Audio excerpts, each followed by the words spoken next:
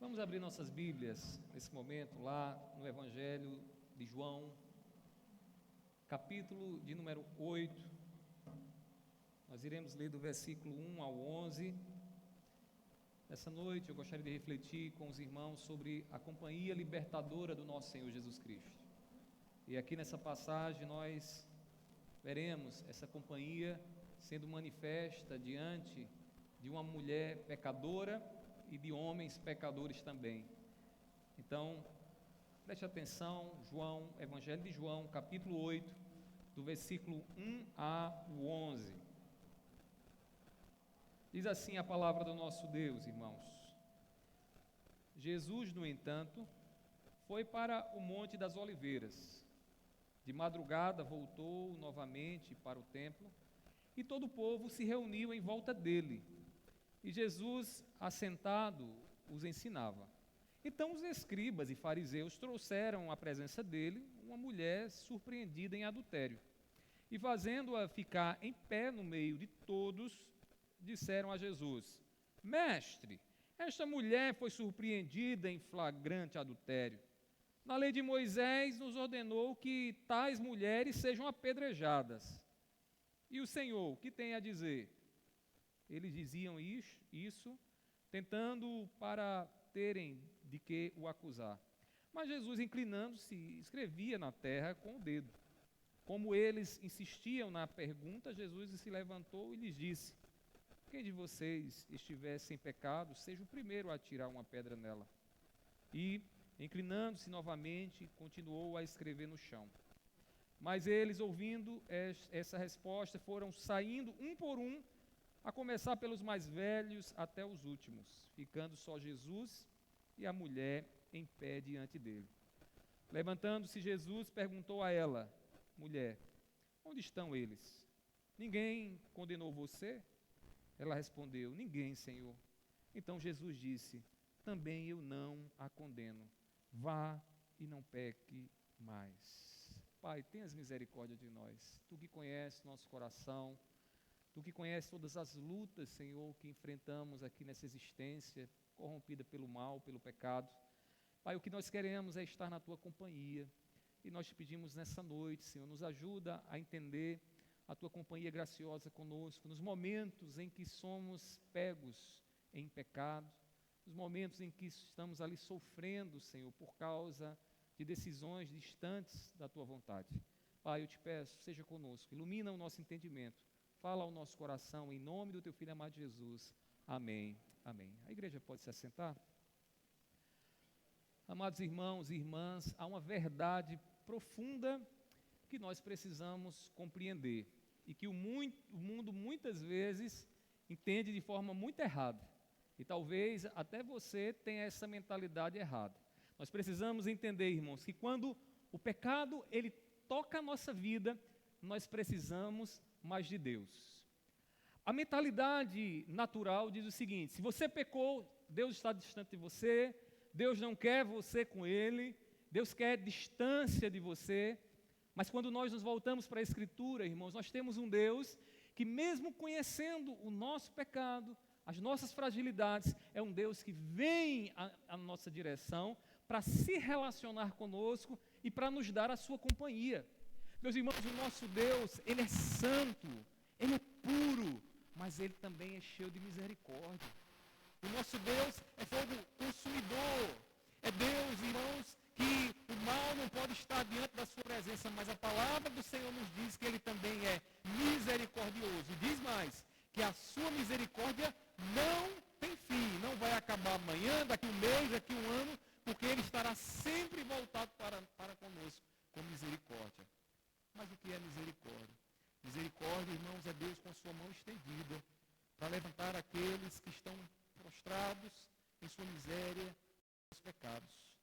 Meus irmãos, a mão de compaixão, de misericórdia do nosso Deus está sempre estendida em nossa direção. E você que chegou aqui nessa noite, ou que talvez esteja nos acompanhando pela internet, saiba de uma coisa: não há um momento em que Deus não esteja com a mão de misericórdia dele estendida em sua direção para lhe socorrer nos momentos que você peca e nos momentos que você falha. Na companhia de Cristo, meus irmãos, nós encontramos algo maravilhoso. nós encontramos a libertação dos nossos pecados. Porque quem poderia nos acusar com razão, não nos acusa mais. Aquele que poderia nos lançar com toda a justiça no inferno, ele decide agora nos salvar e nos dar vida. Na companhia, meus irmãos, de Cristo Jesus, o fardo se torna leve. A vida é difícil, corrompida pelo pecado. O caminhar difícil se torna um caminhar fácil com o Senhor Jesus Cristo, com a graça dele. Essa graça que Deus ele deseja derramar sobre as nossas vidas nessa noite. E você que está aqui nessa noite, abra os seus ouvidos. Não deixe que os seus pensamentos fiquem a divagar e lançar você para longe desse lugar. Peça ao Espírito Santo que prenda você naquilo que a palavra do Senhor aqui nos ensina, porque Deus tem graça para a sua vida. E eu queria que você entendesse esse texto que nós acabamos de ler um pouco mais. Essa passagem, meus irmãos, que lemos, ela nos conta uma história tocante de uma mulher que foi flagrada ou apanhada em adultério. Irmãos, segundo a perspectiva dos mestres da lei, aquela mulher deveria morrer. Aquela mulher deveria ser apedrejada até que o seu espírito se separasse do corpo e ela morresse. A lei havia dito lá em Levíticos, quer ver? Abra sua Bíblia para você perceber isso. Levíticos capítulo 20, versículo 10, a lei dizia o seguinte: se um homem adulterar com a mulher de seu próximo, será morto o adúltero e a adúltera. A lei foi dada. Se homem ou mulher fossem pegos em adultérios, eles deveriam ser apedrejados, deveriam ser mortos, para que a santidade de Deus fosse manifestada. Meus irmãos, precisamos olhar para esse mandamento aqui da lei e entender como é que funciona, qual é a dinâmica da lei. A lei de Deus, ela nos diz coisas que são, assim, difíceis de nós cumprirmos em perfeição. Se você tentar viver pela lei, você não vai viver, você vai morrer. Por quê? Porque a lei, ela não tem esse papel na história da redenção. O papel da lei na história de redenção é nos mostrar a graça que Deus tem para nós, o favor que Deus tem para os nossos pecados, a misericórdia de Deus. Então, todas as vezes que lemos a lei, nós precisamos ler a lei e perguntar o que é que Cristo me ensina dessa lei, porque eu não posso cumprir essa lei. A lei nunca foi para a salvação, mas os mestres da lei se orgulhavam e batiam no peito, os fariseus e escribas, achando que eram cumpridores da lei e por isso seriam aceitos por Deus pelas suas obras.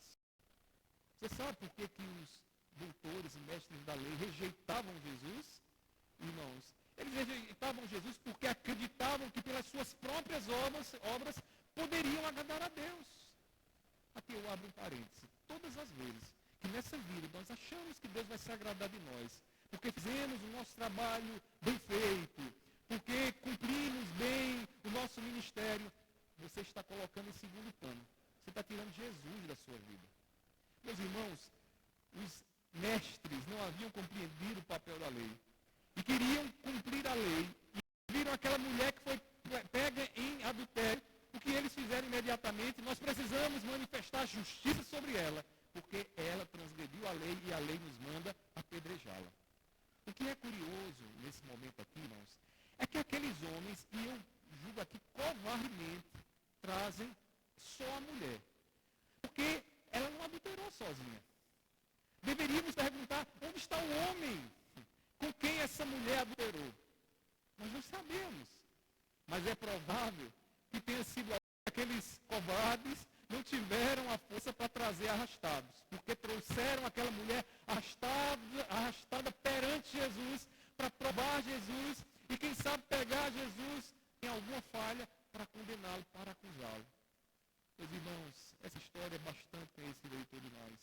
Os religiosos desejavam cumprir a lei de Moisés, não para testemunhar a graça de Deus, mas simplesmente para provar o ministério de Jesus e baterem no peito, achando no falso, no engano, na ilusão de que seriam capazes de cumprir a lei. Meus irmãos, enquanto aquela mulher estava na companhia daqueles homens, o seu destino era a morte. Ela ia ser apedrejada, irmãos. Ela ia ser apedrejada. Era a coisa mais comum, levar a mulher para fora, para os portões da cidade e ali cada um pegar uma pedra, e detalhe, os mais velhos conduzindo a fileira e os mais jovens atrás com suas pedras na mão, para jogarem e verem aquela mulher morrer por causa do seu pecado. Enquanto aquela mulher estava na companhia daqueles fariseus, aqueles religiosos, o destino da morte. Porque todas as vezes que nós estamos na companhia de religiosos, fariseus dos nossos dias, é a mesma coisa. Nós estamos sendo conduzidos para a morte e não para a vida. As mãos, quando aquela mulher passa a estar na companhia de Cristo,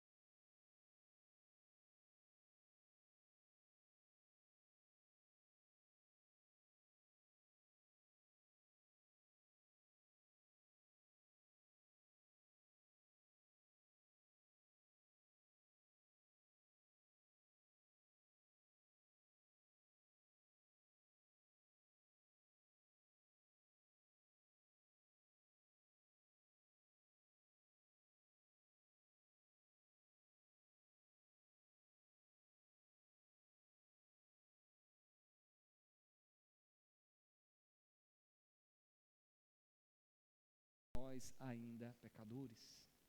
Você sabe o que quer dizer isso? Que Deus nos deu misericórdia, mesmo vendo o nosso pecado. Irmãos, na companhia de Cristo Jesus, nós somos ensinados a exercer misericórdia. O que nós precisamos é estar com Ele, para aprender com Ele e também para receber dEle. Para que você não ache que os teus pecados agora abriram um abismo intransponível entre você e Deus. Eu quero lhe dizer que Jesus é a ponte que te aproxima de Deus. Ele morreu para que você possa estar diante do trono da graça de Deus. Você precisa dessa misericórdia dEle, para que a tua vida se torne leve, para que o teu fardo seja leve. Os filhos de Deus, irmãos, eles são chamados também a agir com misericórdia. Você sabe como é que Deus nos ensina todos os dias a misericórdia? Além daquilo que o Evangelho deixa muito claro para nós?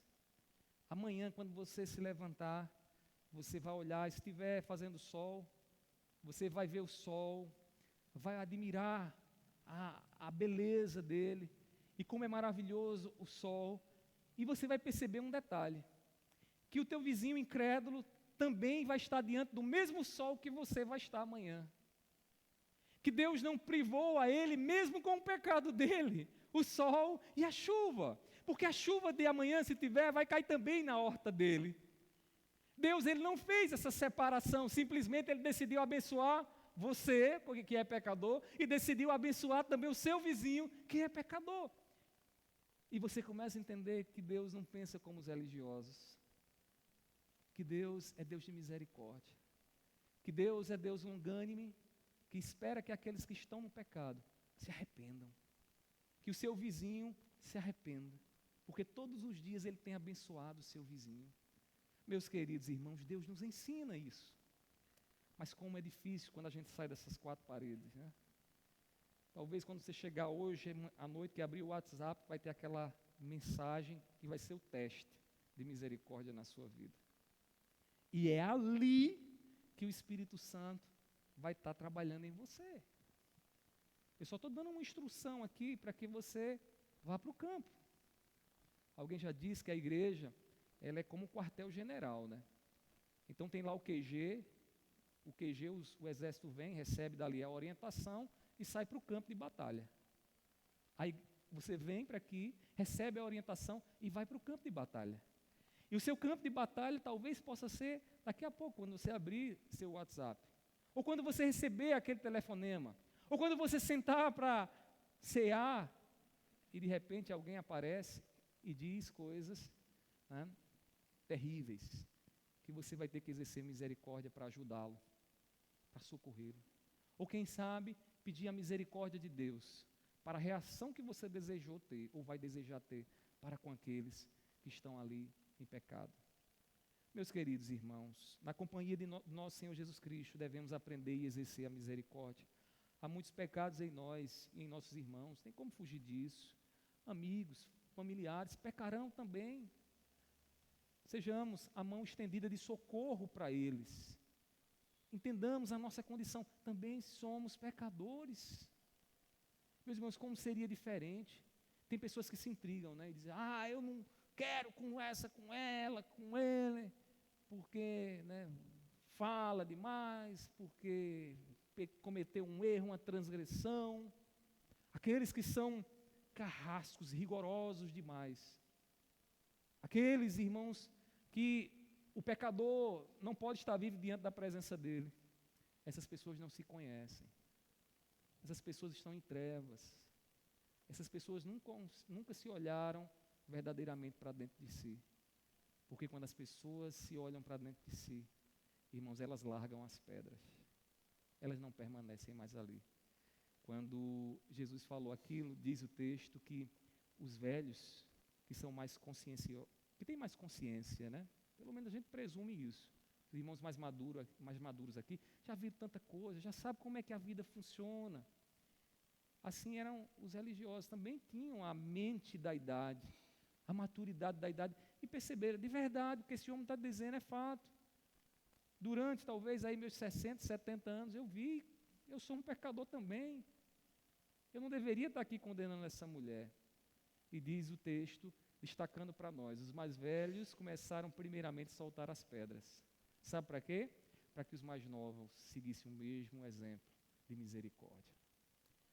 Deixa eu dizer uma coisa para você que é um idoso, servo de Deus, uma mulher piedosa, um homem piedoso. Os jovens estão olhando para vocês. E se vocês não aprenderem com a misericórdia de Cristo, nós teremos uma geração de fariseus na nossa família, uma geração de fariseus dentro da igreja, que olha para o pecado alheio e se acham bons demais, que matam o outro a sangue frio. Eu conheço muitos casos, talvez você conheça, de pessoas que foram mortas por fariseus. Eu não estou falando mortas literalmente, se bem que é possível que alguém já tenha até matado por isso, mas mortas espiritualmente. Por que você acha que muitas vezes há um número crescente dos sem igreja? A gente sabe que filosoficamente há umas ideias equivocadas, mas que muitas vezes são amplificadas porque esse povo chega na igreja, ao invés de encontrar a misericórdia de Deus, encontram a chibata dos fariseus e dos escribas. Aí essas pessoas se voltam contra a igreja do Senhor, criticando, jogando pedra, quando deveriam aprender na igreja a misericórdia. Eu oro ao Senhor para que aqui na nossa igreja nós tenhamos uma geração de homens e mulheres piedosos que larguem suas pedras e que se tornem exemplo para os pequeninos, para que eles entendam a misericórdia de Cristo, para que eles entendam que os pecadores, assim como eles, precisam da nossa compaixão, precisam do nosso socorro. Meus irmãos, que Deus nos ajude, que Deus nos ajude.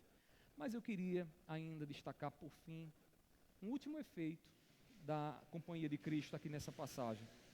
Na companhia de Cristo, irmãos, nós recebemos o perdão direcionador de Deus. O perdão direcionador de Deus. A misericórdia que Deus, em Cristo Jesus, revela para com o pecador, é uma misericórdia que perdoa. Você sabe o que é perdoar, né? Tirar o castigo sobre o outro, tirar a pena de sobre o outro. Aquela mulher, perante a lei, deveria ser morta. Ela deveria ser morta. O castigo deveria ser estabelecido ali. Mas aquela mulher, né, Jesus olhou para ela e quis lhe dar vida. Como ele veio, ele é o caminho, a verdade e a vida. Ele não veio para julgar, ele veio para salvar. Ele veio nesse mundo para dar compaixão, ministrar compaixão para com pecadores. Ele veio, assim como um médico que vai ao encontro do doente, ele veio ao encontro dos doentes que somos nós, para nos perdoar, para que a gente baixe a cabeça no travesseiro, a gente durma o sono dos justos. Meus queridos irmãos, Cristo perdoa o pecado e ordena o caminho de santidade a ser seguido. Ele não condenou aquela mulher, mas a perdoou e a orientou a seguir um novo curso de vida. Veja o que diz o versículo 11. Ele diz assim: vai e não peques mais. Quando Jesus viu que aqueles fariseus saíram, ele faz uma pergunta que João destaca para nós o que é que Deus está tratando ali. Todas as vezes que você lê a Bíblia e que você vê a palavra condenação aparecendo, justiça aparecendo, a grande lição que nós aprendemos de Deus é a misericórdia. Porque o que é a misericórdia? Deus, ele tem razões para julgar e condenar. Mas existe no nosso Deus, né, uma ação maravilhosa da parte dele, que é o contrário da justiça. Não é injustiça, mas é misericórdia. Ao invés de condenar, ele vem para socorrer, para erguer. Isso é misericórdia. Meus irmãos, quando aqueles homens saíram, começaram a deixar as pedras, Jesus pergunta: eles não te condenaram? Cadê aqueles que te condenaram? Meus irmãos, na continuação, então, ela diz, ninguém, Senhor, ninguém me condenou. Jesus diz, eu também não te condeno, mulher. Ou seja, tu estás perdoada. Você merecia morrer, mas eu não te condeno. Aquele, irmãos, que tem e tinha toda a autoridade para julgar com justiça, ele diz, eu não te condeno. Aquela pessoa que você tem convivido com ela, que tem pisado no seu calo, que tem tirado a sua paz, que tem transgredido diante de Deus, mas quem tem sentido é você aqui na terra. Deus não a condena. Deus não a condena. Ele não veio para condenar, Ele veio para salvar. Enquanto há vida, há esperança. Enquanto a pessoa está com vida, ela pode ouvir o Evangelho através de você. Jesus diz para aquela mulher: eu não te condeno. Se Jesus parasse aí, a gente poderia dizer: meu Deus do céu. Ele diz: se não condena, então assim, a gente vai fazer o que a gente quer e está tudo resolvido. Mas Ele é direcionador.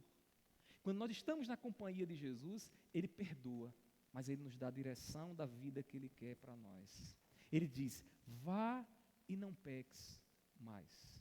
Deixa eu explicar uma coisa dessas palavras de Jesus. Se Jesus estivesse dizendo: mulher, tu vai, se tu pecar outra vez na tua vida, tu vai morrer. Ele não está dizendo isso. Jesus não está dizendo aqui que aquela mulher deveria ser perfeita. O que Jesus está dizendo é: mulher, a partir de hoje, adota uma postura em teu coração de não querer mais se envolver com o pecado. E o que é isso senão arrependimento? Arrependimento não é não pecar mais. Arrependimento é mudar a direção, é não ter mais o prazer no pecado. O que Jesus está dizendo é: mulher, se outrora você se lambuzava no adultério, na prostituição, nos prazeres carnais, não tenha mais prazer nisso. Recomeça a tua vida, a partir de agora, não se lambuze mais com o pecado, que seja o Espírito de Cristo, o Espírito de Deus, em seu coração, fazendo você abominar o pecado. Em termos práticos, irmãos, sabe o que acontece? A gente se arrepende, a gente sabe do mal, do pecado, mas amanhã a gente acaba pecando. E a gente, ao invés de se alegrar e ter prazer no pecado, a gente se entristece. A gente vigia para não mais cair no pecado, para não acontecer de novo. A gente muda a direção, a gente não permanece no pecado, se emaranhando cada vez mais nele. Porque quem assim vive, irmãos, nunca conheceu a graça de Cristo Jesus. Quem acha que o fato de Jesus perdoar pecados e perdoou na cruz do Calvário é razão para pecar, precisa ser regenerado, precisa nascer de novo. Meus queridos irmãos, nós precisamos entender o que Jesus diz aqui como o arrependimento que Ele quer no coração de cada um de nós. Como foi lá com o publicano? Esses dias nós pregávamos aqui sobre o publicano, Zaqueu, né? Homem abominável. Mas sabe o que foi que aconteceu quando ele esteve na companhia de Cristo Jesus? O arrependimento veio ao seu coração. E ele, a partir dali, disse: eu não roubarei mais, aquilo que eu faria, não farei mais. Vou distribuir os meus bens para com os pobres, Senhor.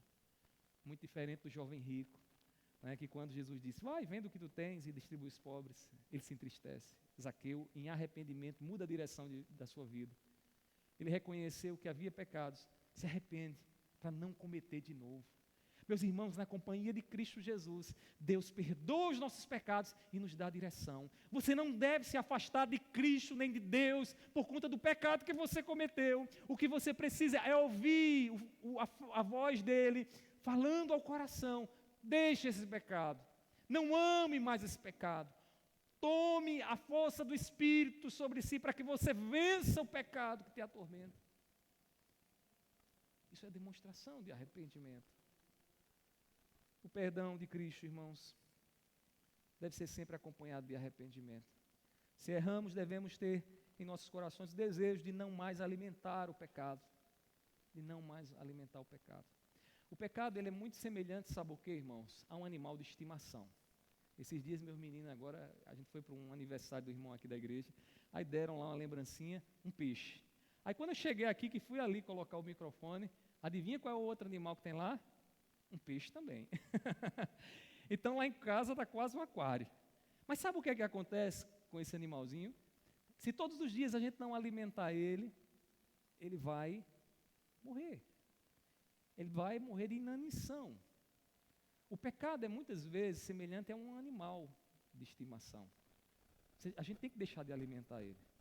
arrancar ele de dentro de você, você não vai fazer isso. Você não vai conseguir fazer isso porque não é papel seu. Você só vai ter o pecado arrancado na glorificação. Quando ele vier transformar todas as coisas e tirar o pecado dentro de você.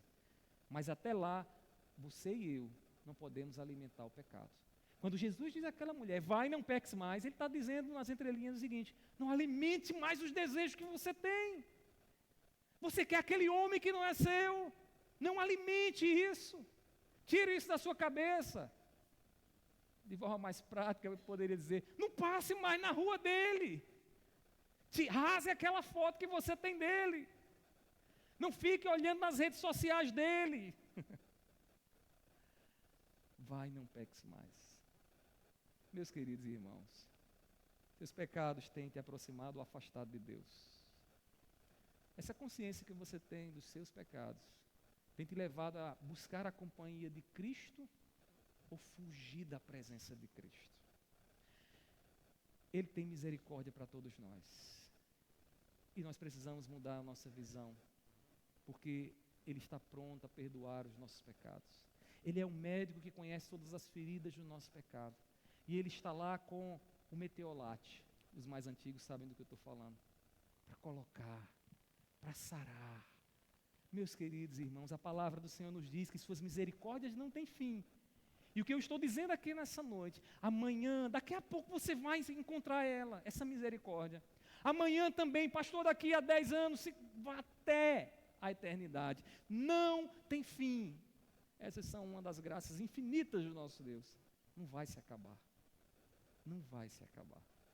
Meus queridos irmãos, aproximemo-nos de Cristo, pois Ele tem um perdão e tem a direção que nós necessitamos. A você que essa semana passou a semana todinha guerreando contra o pecado que você cometeu. Talvez querendo encontrar forças em si mesmo, nas suas estratégias para lidar com o pecado. Compensando os seus erros, como se as suas obras pudessem apagar o pecado dentro de você. E não podem. Não podem. Alguém já disse que quando a gente tenta limpar os nossos pecados com as nossas próprias mãos, é como aquela lavadeira, irmãs. Você vai lá, pega um lençol branco, coloca lá no varal. Aí de repente tem um bichinho preto que vai lá e pousa naquele lençol. Só que suas mãos estão sujas. E por mais que você queira limpar aquele pontinho preto que está lá, quanto mais você limpa, mais sujo o lençol fica. Quando nós tentamos compensar os nossos erros, sem nos voltar para Cristo e receber dele o eu não te condeno mais, nós só tornamos mais suja a nossa vida. Nós só nos afastamos ainda mais de Deus. Repreenda os pensamentos opressores que te acusam. Repreenda, porque você é uma serva de Cristo, você é um servo de Cristo. Você está na companhia de Jesus. Receba o perdão dele, experimente a companhia de Cristo, que é libertadora. E por que é libertadora? Porque tira de nós, irmãos, a condenação do pecado e nos dá a vida, a graça e o favor de Deus. Que o Senhor nos faça compreender e nos alegrar, nos regozijar com o Deus a quem servimos, o Deus cheio de graça. Amém? Vamos ficar de pé, vamos orar ao nosso Deus. Eu gostaria de dar a você alguns segundos para que você pudesse fazer a sua oração pessoal, diante do que você ouviu. Deus conhece a sua vida, Deus conhece o seu coração. Se você, graças a Deus, não está lembrando dos seus pecados, né? Mas se você não está lembrando, agradeça a Ele. Agradeça a Ele, Senhor, muito obrigado, Senhor, porque eu sou um pecador, mas Tu me amaste. Tu não me afastaste da Tua companhia. Então, eu vou dar alguns segundos para você fazer essa oração, depois oraremos todos juntos, em nome de Jesus.